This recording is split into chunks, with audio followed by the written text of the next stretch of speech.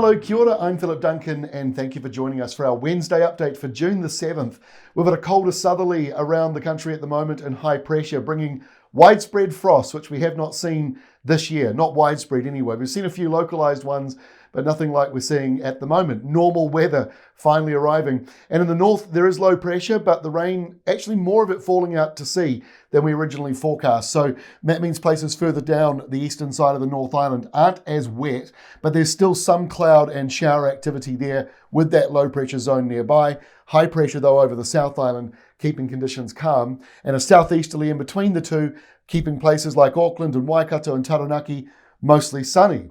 Now we've got a northerly over around Victoria at the moment. That's about to change with a westerly blowing through for you.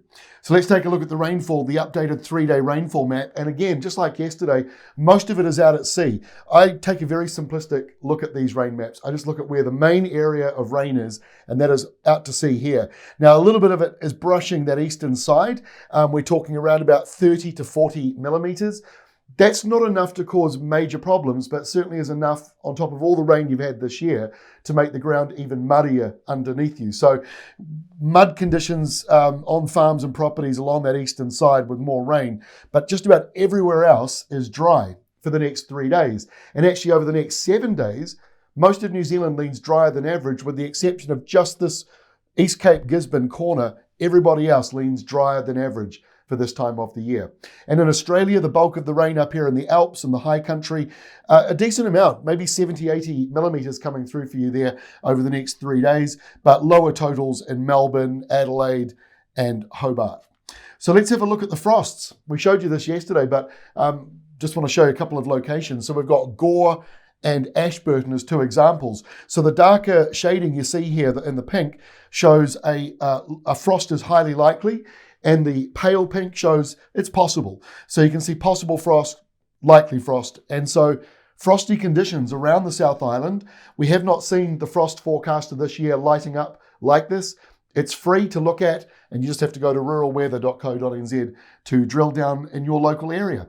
So here we are for Thursday, and it's a bit windy in the North Island still. That squash zone between low pressure and high pressure, encouraging a windy east to southeasterly. Makes it sunny and dry for many places, but the eastern side cloudier with showers, and that will brush Great Barrier Island and potentially the Bay of Islands up in Northland as well. But frosty conditions with that high pressure zone. And over here in Australia, warm northerlies give way to cooler, windy westerlies thanks to a storm or two down here in the Southern Ocean. So by Friday, those windy westerlies blow through Bass Strait, affecting Melbourne and Tasmania. They're heading towards New Zealand, but before they arrive, we've still got that high stuck over us. So frosty conditions, light winds, clear skies for many parts of the South Island, but the clouds increase the further north you go. Showers in this eastern area and a couple of showers here. Southeasterly winds, so it's a little cooler, but plenty of sun for those western areas and plenty of sun for Sydney as well. Now as we go through to Saturday, high pressure in Australia keeps the winds south of the main cities, so really only Hobart really the only one getting the windy westerlies there. And now they finally reach New Zealand. So the South Island, the chance of a frost on Saturday decreases because the westerly winds increase. So a little bit windier for you as that system moves away. And up to the north, the showers also retreat further to places like Gisborne and East Cape. And they stay there as we go into Sunday as well. Dry for most places.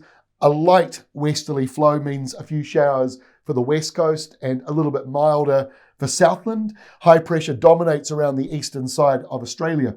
And then we go into next week and we've got high pressure dominating out to sea here between the two countries. That encourages a windier southerly and a burst of colder air for New Zealand on Monday. So the temperatures do drop on Monday in New Zealand, but then in comes that high.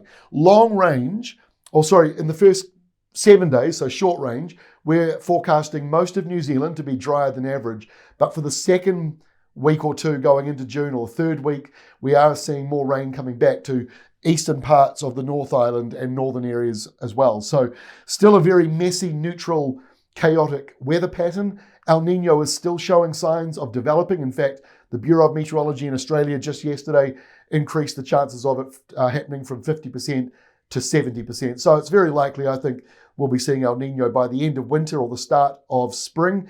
And we're starting to see a hint of this with more of these highs coming out of Australia. That's all from me. We'll see you again tomorrow, Thursday, with our next update.